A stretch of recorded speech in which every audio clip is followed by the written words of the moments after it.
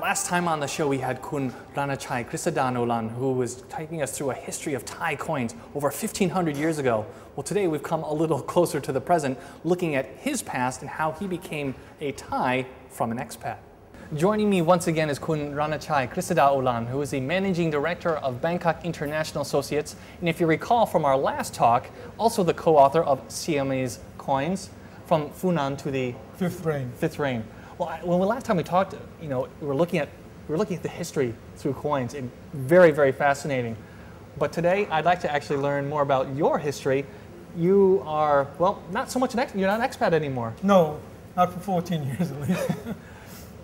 What brought you here to Thailand? Well, going back to the 1960s, there was a war in Vietnam, and I was in law school, and I knew I was going to have to join the military. And I was lucky enough to be able to join the military as a law because I had just become a lawyer. In fact, I had to get special permission from the High Court in New York to an emergency admission to become a lawyer so I could enter the military as such. In the military, they sent me to Upper Michigan, Sault Ste. Marie. Sault Ste. Marie, the most northern part of Michigan, not near Detroit, and it got 40 degrees below zero. So I decided to get out of there. The only place I can get out of there was to come to Vietnam. So I volunteered for Vietnam. When I was in Vietnam for only about a month, there was a fire in Ubon Ratchathani province, and some GIs were accused of burning down the part of the town. And I had insurance experience, so they sent me to Ubon to negotiate the settlement. So when I arrived in Ubon, I arrived in Thailand on January 4th, 1969, took the train to Ubon, arrived there on January 5th. The first thing they did was take me down to the police station where they start interviewing witnesses. And that was my start in Thailand. Wow, that is a very interesting beginning here. And what made you stay? Well, after coming from Upper Michigan and after having been raised in New York, I saw that there was another world out there. And I would say, in a sense, a better world, at least to mine. It wasn't a rat race. The people were polite. I would add this story. When I was in Vietnam, we would have maids who would wash our clothes, and we'd buy 2 boxes of Tide for them. And at the end of the month, they would use a half a box of Tide, and your clothes never got clean, really clean. And they sold the other box and a half on the black market. So when you went downtown, the black market was full of Tide.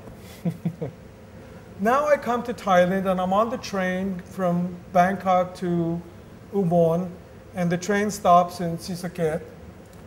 And I see people washing clothes, and they're washing, the suds are all over the place. Oh. It's a clean country. It's a clean country, indeed. And I figured this is the place for me. Well, through all the years that you've been here, so many changes have happened. A lot, yes. Both, culturally, politically, socially. What is the biggest difference that you see when you first came here to what you see today? Well, when I first came here, we had the regime Phnom Prapha and Narong. And people say that it was a dictatorship. There was a revolution in 1973. After that, things were never the same as they were before. More democratic, yes, we've had coups and so, but a much more open society after that. I know a lot of expats who come to Thailand, they might be coming here for work, they might be relocating, but a lot of them, they either come for a short time and then leave because of their assignment, or they come, let's say, a couple of years and then find out, as you did, that I really love being here. As an expat, did you have any kind of culture shock when you came here? Did you have any adjustment, or was it really kind of, I love being here, and it was just a very smooth transition? Yeah, as I said, I had a culture shock coming from Vietnam to here. It was so much better. But I felt at home the day I was here. The very day I arrived, I felt at home. And yes, I had to go back a couple of times.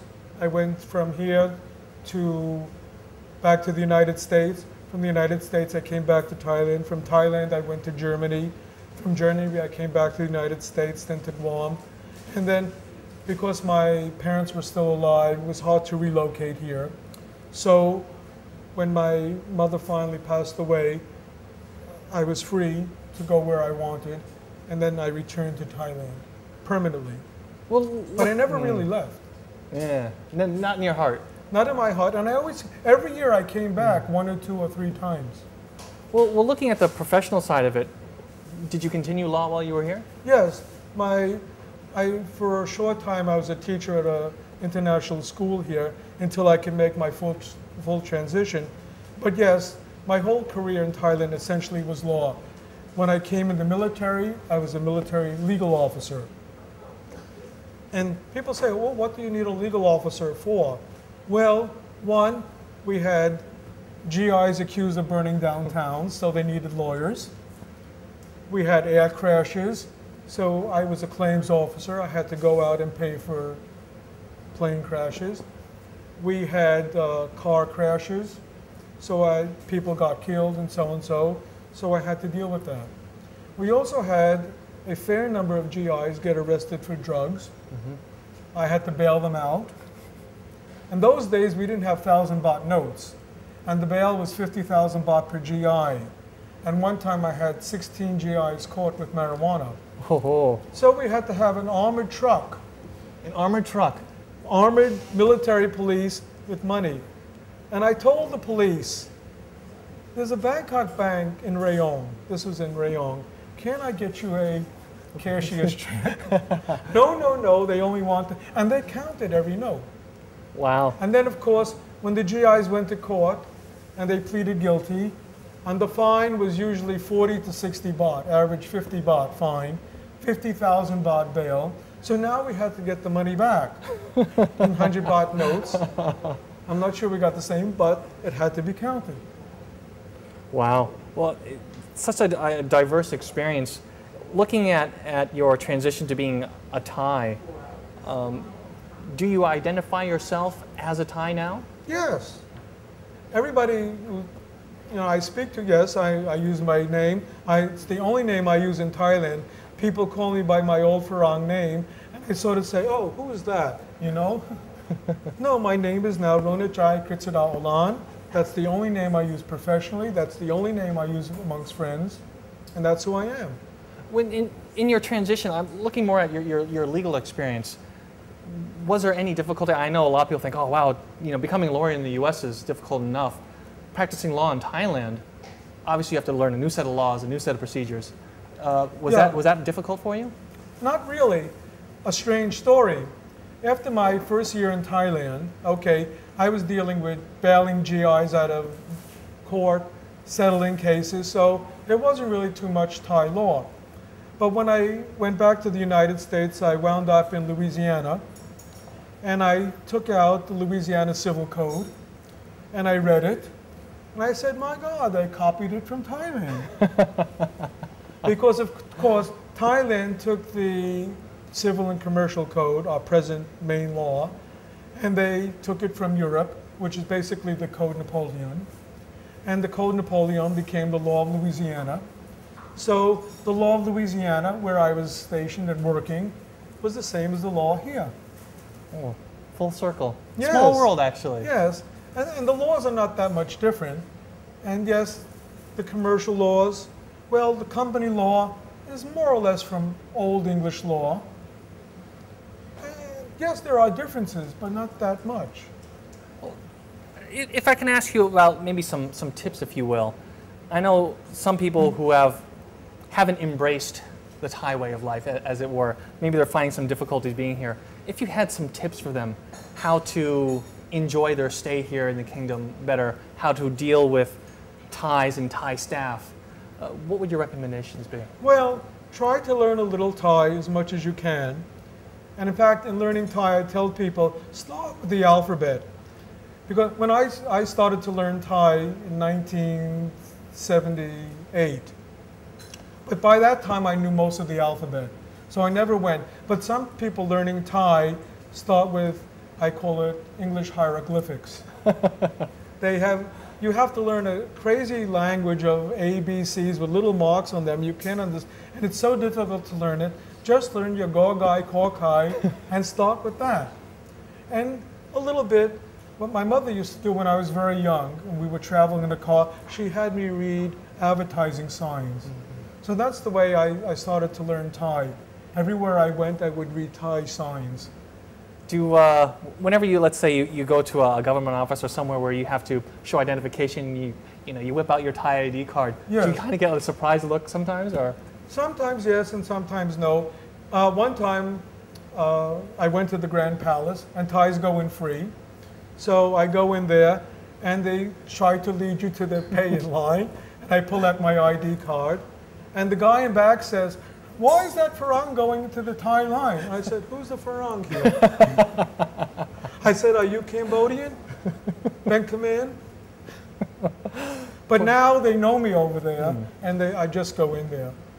Well, kind of connecting this back to what we had discussed previously, hopefully those who you didn't see our last talk, you had authored a book, as we mentioned in the beginning, on Thai coins, of which you're an avid collector and historian as well. And, has your collecting of coins and looking at Thai history from that perspective helped you understand being Thai more? Yes, because you get a sense of Thai history from it. When you go back and you see, the Funan coins and how they were made, and I should say they were uniquely made. Nobody made coins like they did in those days. Not the Romans, not the British, nobody. And Thailand had its own way. If you look at some of the coins, the pigmouth money, the Tok Chiang Mai, it's unique. Nobody had the same. So Thailand has its own history, unlike anybody else's. And you get an appreciation of it. Well, I must say your own history is quite unique as well, and thank you very much for sharing it with us today. And thank you for having me. It's been a pleasure. Cup and cup. Cup.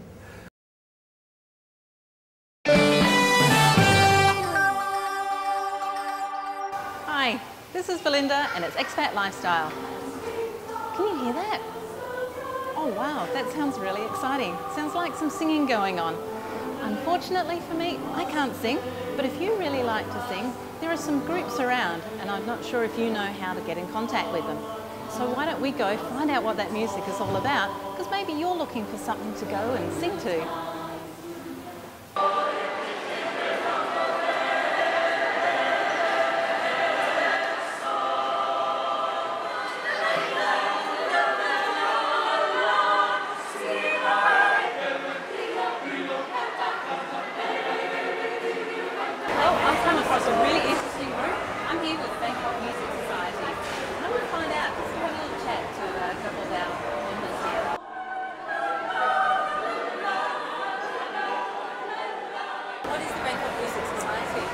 Bangkok Music Society is a group from different nationality who basically it's more choral works, and we sing mostly from classical music to, I can say, musical theater, not pop. Sometimes we do pop for enjoyment.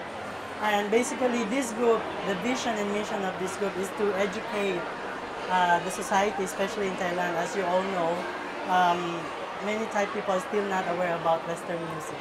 And also, Bangkok Music Society is supporting Thai musicians and giving scholarships every year, yes, to support their study.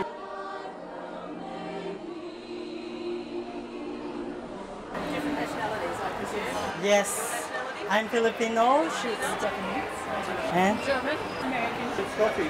And we have some from Croatian as well. We have some Thai. Now the Thai member is more and more, which is I'm very happy. French, we have French. And if somebody wants to join your group, do they have to do they pass a test, a singing test, or is it just enjoy? I don't want to call it test, but rather voice placement. Because I believe that if someone is interested in singing, and if you have passion in it, there's nothing impossible, right?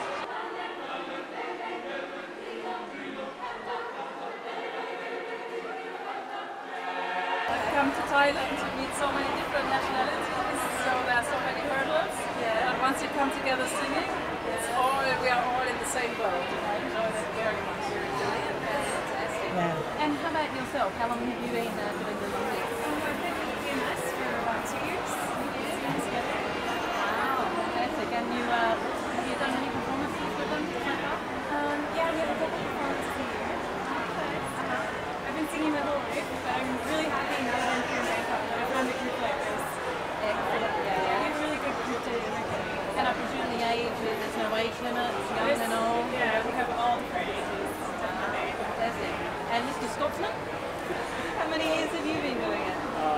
once, like, yeah, I always felt I wanted to sing. Yeah. But I didn't know I could until this man said, okay. Actually, I had to pay him. No, it's been fantastic. I must say the choir is full of such talented people. It's a pleasure to be vocal, it really is. How many people in the choir? I don't know. As of now, we have more than 40. Yes, but normally when we have, it depends on the concert because sometimes some people appreciate more classical music and they join. And mostly Christmas is the most number, like sometimes we end up like 15. Yes, it's a good one. And we do like 2 big concerts a year with the big choir, and we do some small concerts with solos and Next one is coming up on September 30th, British Club and the other song and the yes. on Sunday night. Excellent. So we can if people want to find out more information, do they Google Bangkok Music Society? Yes, they can go to our website www.bangkokmusicsociety.org. I didn't ask you actually. One last question. How Yes. many years have you been doing that? Oh, I'm start teaching since I was 14 in Philippines. I'd say by the look, that's not that old. Yeah. I started teaching really young, 14, and then then I came here to Thailand when I was 21, and that's the time I found BMS Choir. But I became the conductor of BMS Choir last 2009. Yeah. Bangkok Music Society, you heard it? www.bangkokmusicsociety.org. Thank you.